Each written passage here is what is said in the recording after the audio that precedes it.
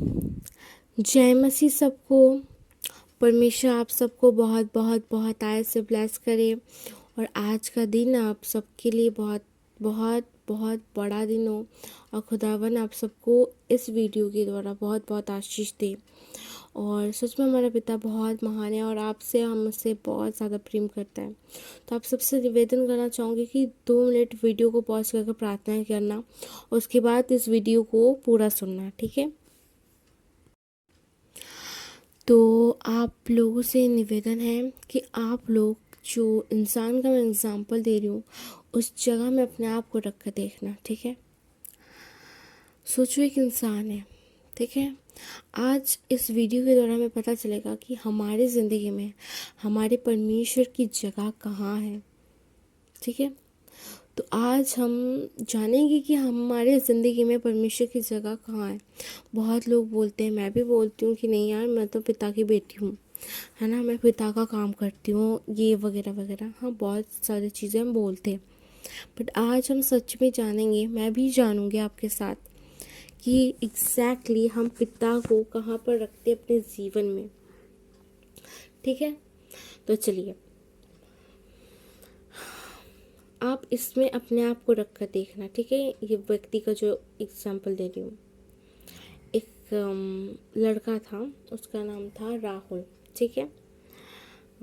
अब लड़का नहीं, लड़की को ले लेती हूँ, उसका नाम था राधिका। वो क्या, उसकी जॉब लग चुकी थी, ठीक है। मतलब कि जब उसकी जॉब नहीं लगी थी, जैसे कि लॉकडाउन था, वो बहुत प्रार्थना करती थी। जब उसके, हाँ, तो खुद और कुछ करने के लिए था ही नहीं उनके पास, कितना बात करती फ़ोन में, वो अकेली रहती थी, ठीक है। तो उसके बाद परमेश्वर स्वयं आकर उसको दर्शन देता था, परमेश्वर स्वयं उसको सपने देता था और वो बिल्कुल खुश रहती थी हमेशा। उसकी जॉब खुल गई, हाँ, धीरे धीरे कर उसकी प्रार्थना लेवल कम हो गया, जैसे कि होता है हमेशा। वो पहले रास्तों में जाकर प्रार्थना करती थी, जैसे कि आप यहाँ से जा रहे हो, आपका 1 घंटा रास्ता दूर है, तो आप इस पर क्या करोगे, प्रार्थना करते करते जाओगे मन मन में, क्योंकि खुदा ये नहीं देखता कि आप कहाँ प्रार्थना करते हो, खुदा ये देखता है कि आप किस हृदय से प्रार्थना करते हो।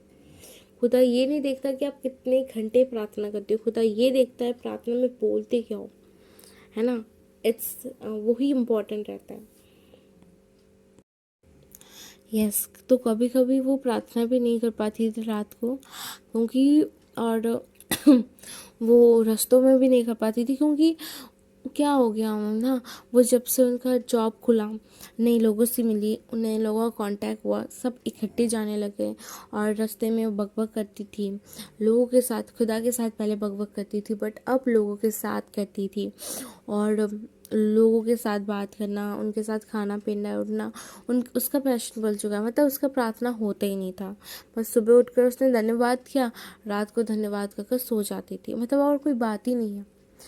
तो उस लड़की के अभी उस लड़की के बारे में मुझे आपको बता दिया, अभी यीशु को कैसा फील होता है ये मैं आपको थोड़ा बताऊंगी। पता है, जब वो सो जाती है ना रात को थकी हारी, तो पिता उसके पास जाता है। जैसे कि होते हैं ना, जब बच्चे सोए रहते हैं तो माता पिता ज़्यादा उस टाइम में उसको प्यार करते हैं, उसको छूते हैं। तो यीशु गया, उसको छुआ, उसको चूमा, उसको कहा, बेटी तुम वो नहीं उठेगी, तुम मुझे नहीं बताएगी क्या क्या हुआ, मैं जानता हूँ ना तू कितनी थकी हुई है, कोई नहीं तू सो जा, कोई नहीं तू आराम कर ले, तू कल सुबह उठेगी ना, मैं तुझसे बातें करूँगा, देखना। तो पिता उसको अपनी गोदी में उठाकर सुलाया उस लड़की को, क्योंकि पिता सबसे प्रेम करता है। और आज भी खुदा हम हर एक व्यक्ति को, हर एक मसीह भाई बहनों को वो अपनी गोदी में रहकर सोता है, ताकि रात में उसका बेटा बिल्कुल चैन की नींद सो पाए। यस, फिर आप लोग सोचते होंगे कि अच्छा ठीक है, उसके बाद हम बुरे सपने क्यों देखते हैं। बुरे सपने जो होते हैं वो शैतान की ओर से होते हैं और हमें उसी वक्त कैंसिल आउट करने पड़ते हैं in the name of Jesus. जब भी आपको याद आए कि मुझे बुरे सपने आए हैं, तो आपको प्रभु के नाम से उसे कैंसिल आउट करना है और उसको बढ़ने नहीं देना है, ठीक है। और देखो, जब हमारे सेनाओं का यहोवा हमारे साथ है ना, कोई भी शक्ति हमारे पर हावी नहीं हो सकती। वो हमें बाहर से डर दिखा सकती है, बट वो कभी भी हमें नुकसान नहीं पहुंचा सकती। क्यों पता है? क्योंकि हमारा सेनाओं का यहोवा हमेशा हमारा रखवाला करने वाला है। वो हमेशा जगत के अंत तक उसने वादा किया वो हमारे साथ रहेगा। दूध पिलाने वाली माँ हमें छोड़ सकती है, पर वो सेनाओं का यहोवा हमें कभी नहीं छोड़ सकता। सच में विश्वास करो, मेरी गवाही मैं आपको दे रही हूँ कि जगत के अंत तक वो मेरा साथ देने वाला है, आप लोगों का भी देगा। क्योंकि वो टाइम से उसने मुझे निकाला जहाँ कोई मेरा साथ देने वाला नहीं था, कोई मुझे सुनने वाला नहीं था। यस, आज भी आपके जीवन में ऐसी बहुत सारी बातें होगी जहाँ आप अपने पेरेंट्स के साथ, अपने फ्रेंड्स के साथ, अपने फैमिलीज के साथ शेयर नहीं कर पाओगे। अगर शेयर करोगे वो आपकी गलती होगी तो आपको वो माफ़ी नहीं मिलेगी, आपको घर से निकाल दिया जाएगा। मेरे लाइफ में भी है, सबके लाइफ में होता है, बट वो बातें आप खुदा के साथ शेयर कर सकते हो पिता, क्योंकि खुदा इतना निर्मल है, इतना दयालु है, वो आपको क्षमा करता है, वो आपको समझता है कि आपने किस स्टेज में जाकर वो गलती की होगी या फिर क्यों की होगी। खुदा तो बस ये बोलता है कि तू रिपेंट कर, मतलब तू माफ़ी मांग। देख, मैं अपनी बाहें फैलाए हूँ तुझे फिर से अपनाने में, तू आजा मेरे पास, माफ़ी मांग। ये मत सोच कि तूने बहुत बड़ी गलती कर दी, ये मत सोच कि तू बहुत दूर चली गई मुझसे। अरे मैं तो तुझसे बहुत प्रेम करता हूँ। जब मैं खुद तुझसे बोलता हूँ कि तेरे हर एक पाप मैंने क्षमा की है, तो तुझे क्यों इतनी चिंता होती है? जब मैंने खुद बोला कि अपनी सारी चिंता, हे बोझ से दबे लोगों मेरे पास आ जाओ, तो इतनी चिंता क्यों लेती है तू कि खुदा मुझसे दूर चला गया, खुदा मुझसे दूर? नो, खुदा तुझसे कभी नहीं दूर गया था बेटी। खुदा हमेशा तेरे साइड पे बैठा हुआ था, पर खुदा को तूने फील किया नहीं कभी, संसारिक चीज़ों से कभी मुंह मोड़ा नहीं, तो कैसे मैं तुझे देखूंगा बता? और बहुत लोग ये बोलेंगे खुदा, फिर बोलेंगे बहुत लोग, अरे हमारे लाइफ में मुश्किलें भी तो आती हैं, फिर खुदा हमारे साथ क्यों नहीं देता? अगर वो हमारे साथ में, खुदा साथ देना चाहता है, इसलिए आप बचे हुए हो। यस, अगर खुदा नहीं होता ना साथ, तो आज का सूरज आप नहीं देख पाते। यस, और पता नहीं आत्मा में आया कि मुझे वीडियो बनाना चाहिए था, क्योंकि परसों से मैं ट्राई कर रही हूँ, वीडियो नहीं बन रहा था। पर क्या बोलूँ, खुदा की जो इच्छा होती है ना वो पूरी करनी पड़ती है। खुदा की इच्छा थी कि मैं वीडियो बनाऊँ, इसलिए आज अभी 5:30 करीब बज रहे हैं, बजने जा रहे हैं 5:23 में वीडियो बना रही हूँ। अपलोड होते होते पता नहीं कितना टाइम लगेगा, बट अभी सुबह के 5:23 हो रहे। और सच में अभी मैं प्रार्थना बाइबल मैंने किया और मुझे वो शांति, वो पीस नहीं मिल रहा था जो मुझे मिलता है। मैंने खुदा से बोला क्या करूँ बता? खुदा ने मन में डाला वीडियो बना, ऑडियो बना। मैं ऑडियो ऐसे ग्रुप में डालती हूँ, बट खुदा ने बोला नो, तू जाकर यूट्यूब वाले वीडियोस बना ताकि सभी सुने, है ना, ग्रुप के मेंबर्स भी सुने, बट और भी जो लोग हैं वो भी सुने। खुदा आप सबसे प्रेम करता है, याद रखो। ये जो थॉट्स होते हैं ना, खुदा से दूर हो चुके हो, आपसे गलती हो चुकी है, वो शैतान डालता है ताकि आप हमेशा से दूर हो। प्रार्थना में ये सब बातें आपके दिमाग में आएंगी ना, तो आप प्रार्थना में बैठ ही नहीं पाओगे। यस, मेरे साथ भी ऐसा हो चुका है, होता भी है, इसलिए मैं आपको सावधान करती हूँ। और फिर क्या हुआ, हम टॉपिक से नहीं भटकेंगे। खुदा ने उसको चूमा और खुदा वेट करते रहा कि चलो मेरी बेटी उठेगी तो मेरा नाम लेगी। तो वो उठी, उसने प्रभु यीशु का नाम लिया, मतलब कि उठकर प्रभु यीशु को धन्यवाद दिया और प्रभु यीशु बहुत खुश हो गया। चलो उसने धन्यवाद तो दिया, और वो प्रभु यीशु उसके हाथ पकड़ने जा रहा था कि वो उठकर जल्दी से उसका घंटी बजा फ़ोन का, और जैसे ही उनका घंटी बजा वो फ़ोन पिक किया, उसने बात की 1 घंटे तक। और पिता बैठे रहा कि बेटी मैं तुझसे बात करना चाहता हूँ, देख मैंने तुझसे रात को बोला था ना, सपने में भी बोला था कि मैं तुझसे बात करूँगा, आज सुबह तुझको कुछ दिखाना है, मुझे कुछ तेरे लिए रखा है मैंने गिफ्ट। क्या किया, वो भूल गई। 1 घंटे तक उसने लगातार अपने किसी दोस्त से बात की। उसके बाद उसके फ़ोन का अलार्म बहुत ज़ोरों से बजा कि आधे घंटे में उसको रेडी होना है। अब क्या था, उसको जल्दी जल्दी रेडी होने पड़ गया। चाय उसने बनाई थी, चाय एक सिप लिया और एक ब्रेड उठाया और भागी, और रास्ते रास्ते में खाते खाते गई और दोस्तों को भी खिलाया। और खुदा बस देखे जा रहा है, खुदा की आंखों से टप टप टप पानी गिरे जा रहे हैं। खुदा बस देखे जा रहा है कि मेरी बेटी आ जाएगी, मेरा बेटा आ जाएगा, अब भी आएगा, मुझसे बातें करेगा। यस, खुदा आज भी वेट कर रहा है आप लोगों का। मन फिराओ, खुदा देख रहा है आपको, वो मुझे भी देख रहा है, आप सबको देख रहा है। उसकी आंखों से वो आंसू निकलते गए नॉन स्टॉप। खुदावन यीशु देख रहा था, उसके घर के चौखट में खड़ा हुआ कि उसकी बेटी उससे दूर जा रही है। खुदा चाह कर भी कुछ नहीं कर पा रहा था, क्योंकि खुदा किसी के साथ जोर जबरदस्ती नहीं करता।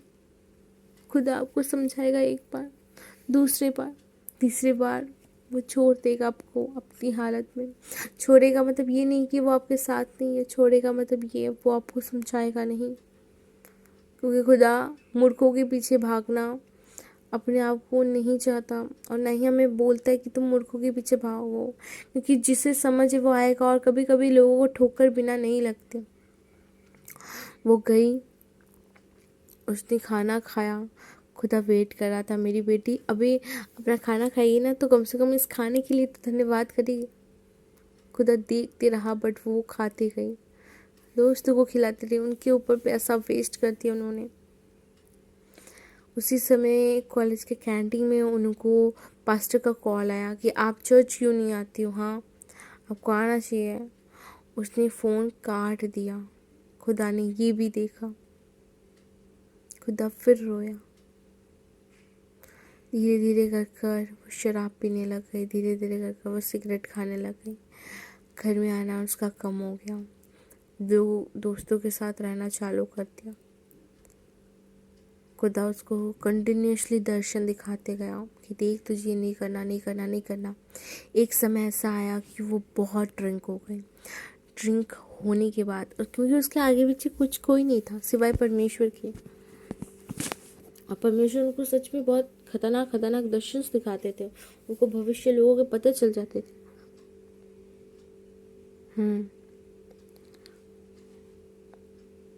और ये जगह में आप उस लड़के के जगह में खुद को रख कर देखो, खुदा आपको बहुत प्रेम करता है, वो आपको दिखाता है सब कुछ।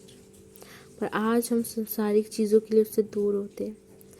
और वो लड़की ड्रिंक कर कर रात 12 बजे उसके फ्रेंड्स रहे, उसके जो दोस्त, जो यारी ठट्टा जिनके साथ करती थी, उसके पैसे लूट कर उसे फेंक दिया, कार के बाहर रख दी, फेंक दिया। 12 बजे नाली में वो गिरी हुई थी, किसी ने उसकी मदद नहीं की। कौन करेगा?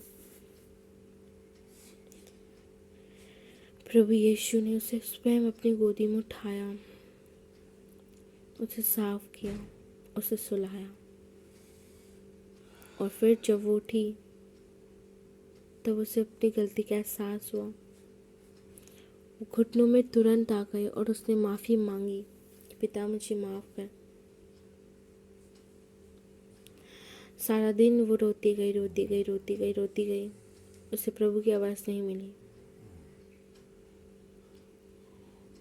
और जब रात हुई, रात कभी 1-2 बजे, मतलब अगले दिन कहीं 1-2 बजे सुबह के, प्रभु उसके पास आया, मतलब एनकाउंटर हो गया उसका प्रभु के साथ। वो रोती गई, प्रभु ने उसके आंसू पोंछे और प्रभु बोला, देख मैं तेरा सेनाओं का यहोवा, मैं तुझसे कितना प्रेम करता हूँ। यस, मैं तुझसे बहुत प्रेम करता हूँ। आज तुझे अपने आप को जांचने की ज़रूरत है। पता है मैं सारे दिन तेरे पास क्यों नहीं आया? क्योंकि ताकि तुझे अपनी गलती का एहसास हो। इसलिए खुदा, जब हम गलती करते हैं तो खुदा कभी कभी माफ़ी देने में, मतलब कि कभी कभी वो फील देने में हमें देरी करता है, ताकि हमें अपनी गलती का और एहसास हो और रिपेंट हम करें पूरे सच्चे दिल से।